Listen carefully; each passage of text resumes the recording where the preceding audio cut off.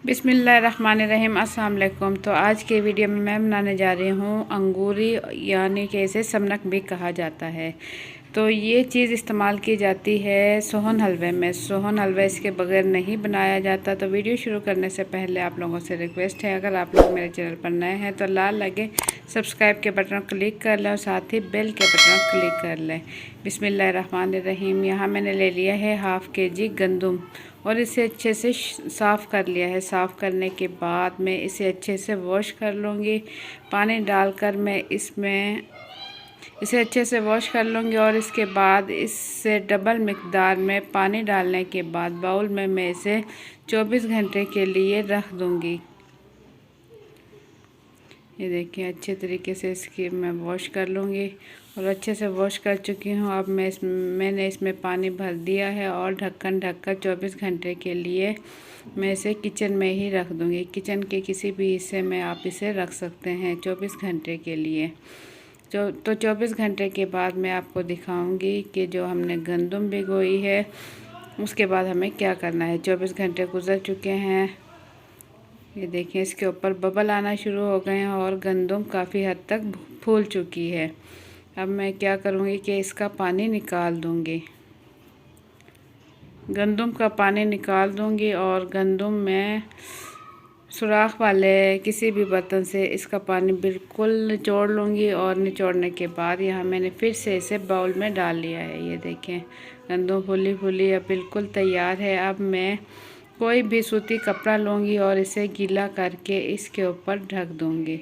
देखिए मैंने इसकी तेल लगा ली है और इसे ढक कर मैं रख दूँगी 12 घंटे के लिए। अगले दिन फिर मैं इसे खोल कर आपको दिखाऊँगी कि क्या इसकी सूरत हाल है। तो यहाँ 12 घंटे गुजरने के बाद कपड़ा बिल्कुल खुश्क हो गया है। ये देखें गंदम इस पे लगी है। ये उतार के मैं अब आपको नज़दीक कैमरे करके दिखाऊंगी। ये देखें अब इसकी जड़ें निकलने लगी है, गंदम की जड़ें निकलने लगी है। अब मैं निकाल लूँगी इसे किसी दूसरे बर्तन में, ताकि अगर ये नीचे से भी गीली है तो ये स्मेल ना करें। किसी खुले बर्तन में निकाल लूँगी और अच्छे से फैला लूँगी। अच्छे से फैलाने के बाद फिर से मैं वही अमल करूँगी, कपड़ा भिगोकर इस पर ढक दूँगी और 12 घंटे के लिए रख दूँगी। 4 से 5 दिन में इसी तरीके से करती रहूँगी। उससे ये होगा कि गंदम की जड़ें अच्छे से निकल जाएँ। तो अच्छे से फैलाने के बाद अब कपड़ा मैं अच्छे से निचोड़ लूँगी गीला करने के बाद, क्योंकि ये गंदम हल्की हल्की गीली है। देखिए कपड़ा अच्छे से मैंने गीला करके निचोड़ लिया है और इस पर मैं अच्छे से ढक कर रख दूँगी। तो यही अमल मैं 4 से 5 दिन करूँगी। तो 4 दिन गुज़रने के बाद मैं दिखाऊँ कपड़ा बिल्कुल ही ये देखिए खुश्क हो गया है। 4 दिन गुज़र चुके हैं और मैं कपड़ा उतार कर दिखाऊँगी कि इसकी क्या कंडीशन है। कपड़ा मैं बिल्कुल इसका साइड पर रख दूँगी और ये बिल्कुल इसकी जड़ें बहुत ज़्यादा निकल चुकी हैं। तो छुरी की मदद से मैं आपको दिखाऊं कैमरा नज़दीक करके कि किस हद तक इसकी जड़ें निकल चुकी हैं।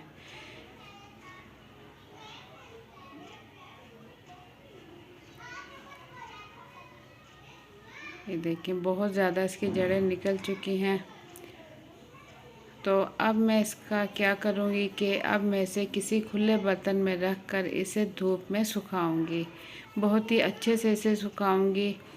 एक दिन में अगर खुश्क ना हो तो इसे 2 दिन लग सकते हैं सूखने में। अच्छे से खुश्क हो चुकी है। अब मैं इसे पीस लूँगी। आप चाहे तो चक्की से पिसवा सकते हैं, लेकिन गंदम बहुत ही कम मिकदार में है तो इसलिए मैं इसे कोशिश करूँगी कि घर में ही पीस लूँ। इस टाइम मेरे पास जूसर जग है, मैं इसके अंदर ही इसे पीसने की कोशिश करूँगी। आधी गंदम मैं निकाल लूँगी और आधी गंदम पीस लूँगी। बहुत ज़्यादा बारीक आटा नहीं बनाया जाता, इसका दरदरी रखी जाती है ये, और जूसर के जग में इसी टाइप की पीस सकती है। तो आधी मैं पहले पीस ग्राइंड कर चुकी हूँ, तो आधी दूसरी मरतबा ग्राइंड की है। मैं नज़दीक से आपको दिखाऊँ, दरदरी दरदरी है। मोटी मोटी यानी कि हल्की हल्की तैयार हो चुकी है। अब ये बिल्कुल रेडी है सोन हलवे के लिए। आप इसे स्टोर कर सकते हैं और जब भी सोन हलवा बनाएं इसे इस्तेमाल करें। जितनी ज़रूरत है उतनी मकदार में इस्तेमाल करें, क्योंकि ये खुश्क है, इसे आप स्टोर कर सकते हैं। तो आप लोगों को आज की मेरी ये वीडियो कैसी लगी, अपना फीडबैक कमेंट्स के ज़रिए ज़रूर दें। अगर वीडियो पसंद आए तो वीडियो के नीचे दिए हुए लाइक के बटन को ज़रूर क्लिक कर दें और मेरे चैनल पर नए हैं तो सब्सक्राइब कर लें लाल बटन, और साथ ही बेल के बटन क्लिक कर लें ताकि मेरे आने वाली हर नई वीडियो का नोटिफिकेशन सबसे पहले आप तक पहुँच सके। तो इसी टाइप की अच्छी वीडियोस देखने के लिए देखते रहें मामा आइडियाज़। तो इसी के साथ मुझे दें इजाज़त। अपना बहुत सा ख्याल रखें। अल्लाह हाफिज़।